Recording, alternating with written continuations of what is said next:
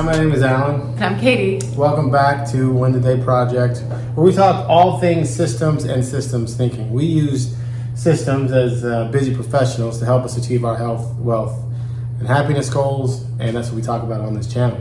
So if you're new here, welcome. Today we're going to be talking about self-employment, the things that we've learned, the things that we wish we had known, the things that we struggle with, all the things about self-employment that we think is relevant to anyone who's thinking about doing that. As former busy corporate professionals, we are now busy self-employed people. So that's great. So if this content is relevant to you, go ahead and give us a like. And if generally speaking, our channel appeals to you, also go ahead and subscribe. Click that bell notification so you can be made aware every time that we post new content. And let's jump in. All right, so before we dive too deep into this, for those of you who are new to the channel or previous subscribers, you may not know this about us, but Katie and I own a CrossFit gym. And as part of that experience of going to self-employed, the both of us being self-employed, we had to set some boundaries, set some roles and responsibilities. So Katie is the CEO of Mousetrap Fitness. I manage operations or do whatever she needs me to do to keep the gym running. And then I run our own separate Win the Day Project business that we have, this online content business that we're working on. But Mousetrap just had a fantastic weekend. Why don't you tell us about what happened? Yeah, so part of our goals and part of the way that we want to encourage, inspire, and reach more people and help them to achieve their health and wellness goals, we wanted to run an event. And in the CrossFit space, there's a ton of opportunity for CrossFit competitions. There used to be some really great ones in the Central Florida area that kind of fell apart and no longer existed. And our location, we feel is prime for bringing some of that vibe back. We're located in a shopping plaza with tons of restaurants. So we gathered our team. We hired a third-party company that we had never worked with before. I was very nervous because I didn't know who they were. And collectively did some marketing, got folks from other Central Florida gyms. We had a team from Wales come across the pond, which was pretty amazing as well. And we had 27 teams take the floor on Saturday to compete. Some of them, it was the very, very, very first time. Others were seasoned vets in the competition space. But nevertheless, just an overwhelming sense of accomplishment and just such a great feel-good day for everybody that was involved. So super pumped, still living all of that hype and riding the high from Saturday.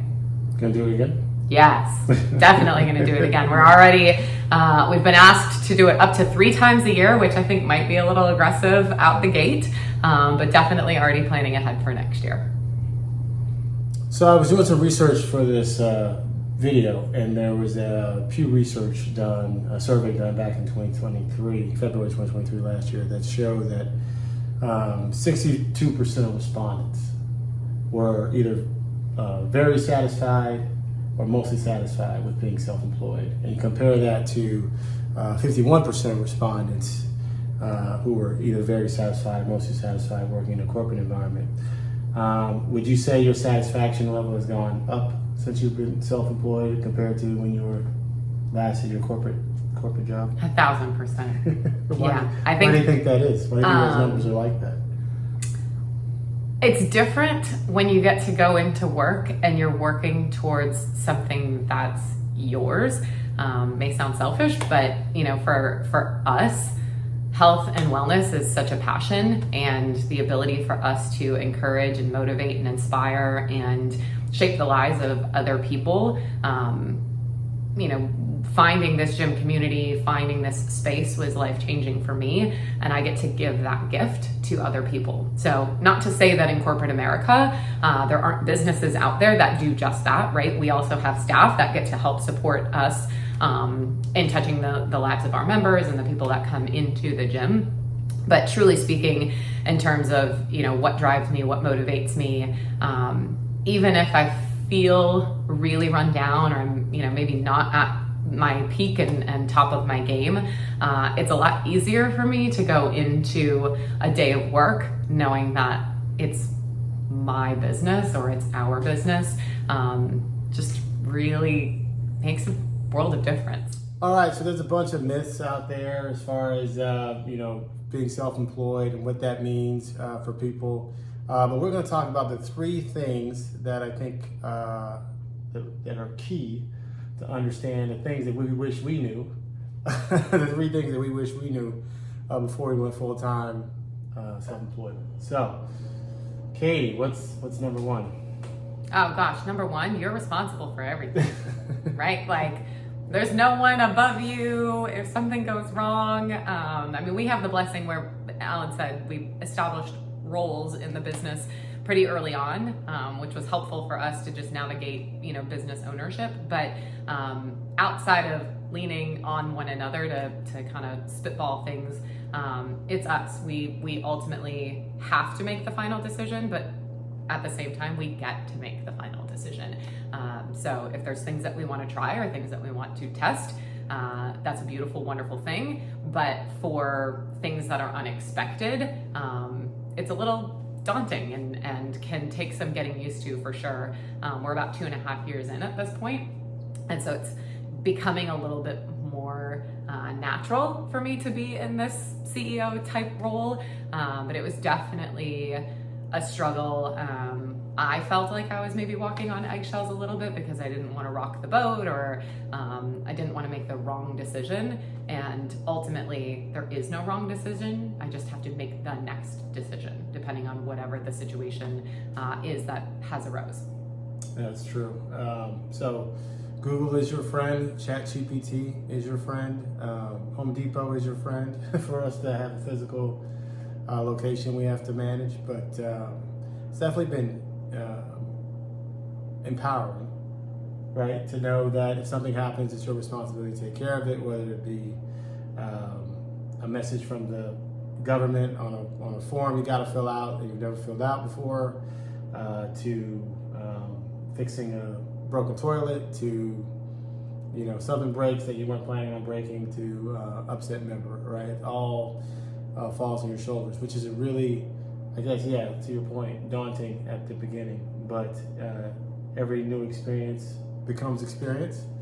And then once you get comfortable, you end up challenging yourself with new experiences. Like we're going to run our own competition over at the gym. All right, CEO, let's do it. Let's get it done. We'll make it happen.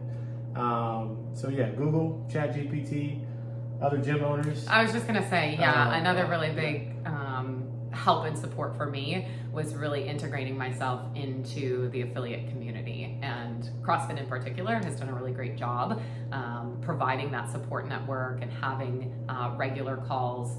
There's a monthly call with other women affiliate owners in particular, so that has been a really great way for me to lean in, hear from other people's experiences, so that when something happens, we probably aren't the first to have experienced that, and we can lean on some people who have a little bit more background and can help provide some advice if we need it.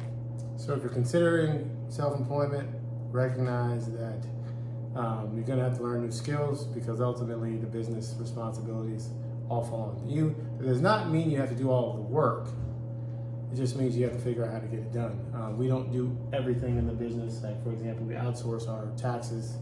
We don't prepare our taxes. We don't pretend to be CPAs or accountants or anything like that. We pay for that service. And so finding that fine line between, yes, you're responsible for everything that happens in the business. What things are you going to do, take on as a new skill that you got to learn, a new task, and what are you going to delegate to other people? What are you going to outsource to other people to get done? Taxes are too important.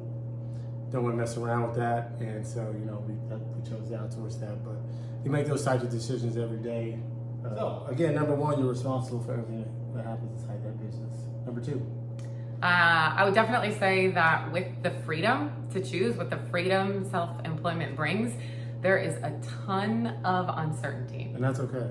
Yeah. So for us, we went from having pretty high level corporate positions, and the anxiety we were feeling maybe to walk away from that guaranteed income. Certainly when you're working for yourself, most businesses have some type of seasonality. There's going to be ebbs and flows. And how are you preparing for that from a financial standpoint? One, for the business, but then two, for yourself and the lifestyle that maybe you're looking to live, right?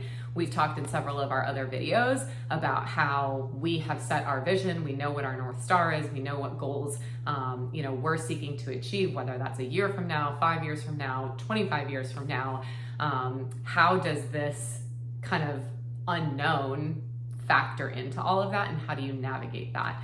And so for us, it was really leaning into building out the right kind of systems and making sure that we were going to be able to financially navigate some of the slower periods, adjust, some of what we are spending our personal lives.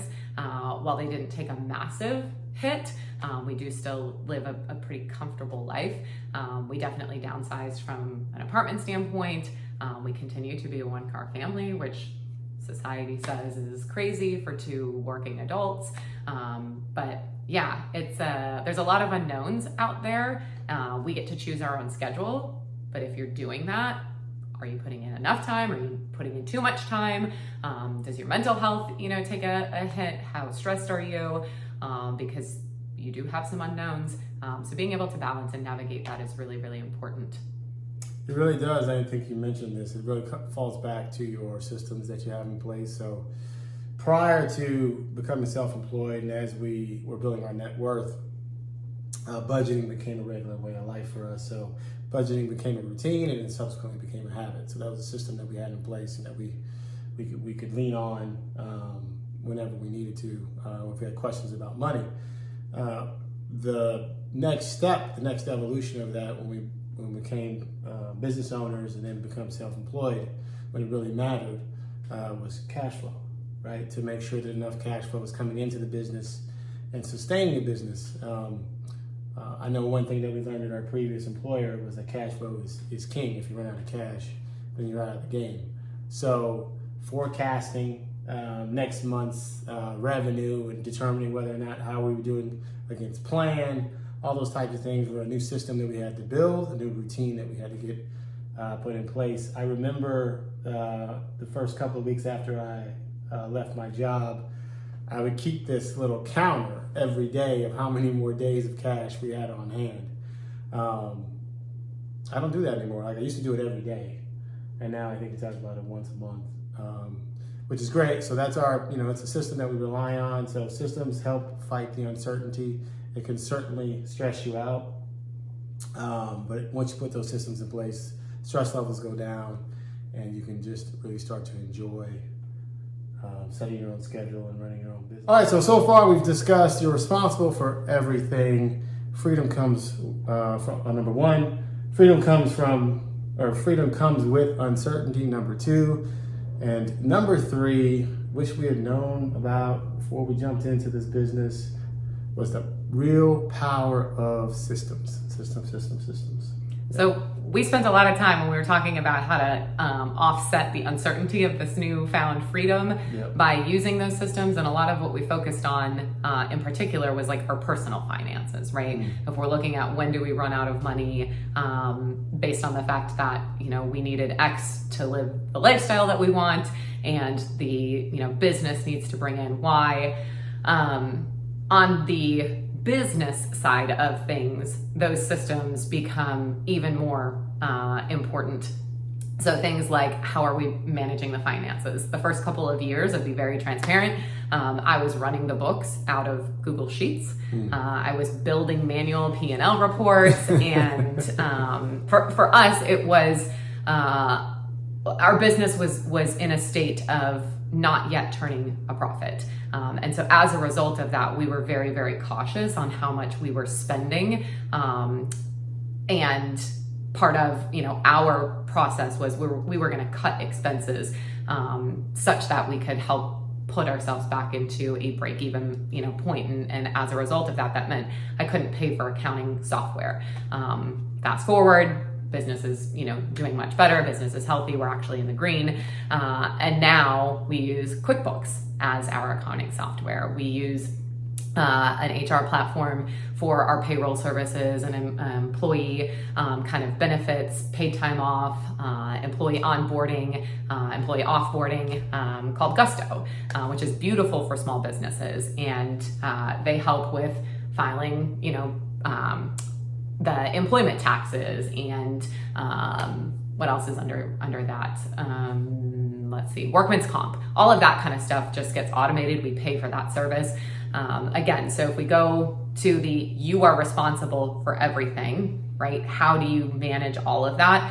I'm not an expert in HR, but I can hire out a service that is by way of what we use, Gusto. So finding channels and finding ways in which you can support the day-to-day of the system allowed us to automate several things, and then we can focus more of our time on building systems that help improve the business.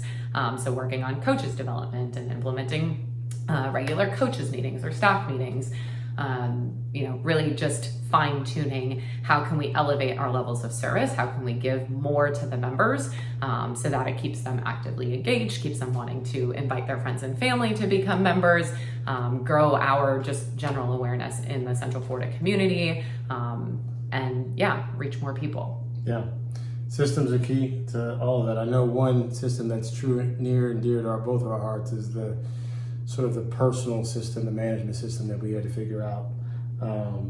Two CEOs can work. Didn't work well with us. At the end of the day, I think you needed someone to make the final call. And so clearly defined roles and responsibilities, part of the system that makes us successful.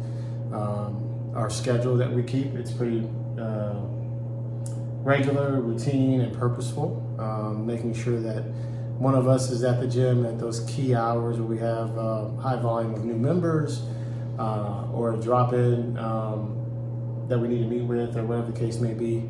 So we've done a really good job, I think, in my own personal opinion, of building the systems that we need to make this repeatable, reliable, less stressful, dealing with the uncertainty, and making sure that the things that we're responsible for getting done at the business are getting done. So much so that we can start a second business and continue to grow our little projects that we're working on here. So those are the three things that we wish we knew and that are critical if you're thinking about making the jump from full-time corporate to full-time self-employment. We hope this was super helpful for you. Wish this would have been available for us when we started, but better late than never. And we certainly live by paying it forward. We want to help other people grow and experience all of the wonderful things that we have had the blessings to get ourselves. So anytime we want to share those little nuggets and help you on your journey. Was it worth it?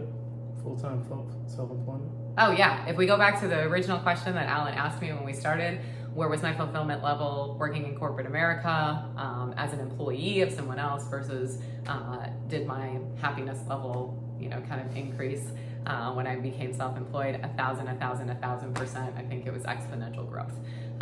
So definitely, if you have enjoyed this, if you think you've learned something from it, if you're venturing out on this journey, drop a comment below. We'd love to hear where you're at. We'd love to connect with you. And of course, if you have not already given us a thumbs up, go ahead and like this video, subscribe to our channel, and we will see you next time.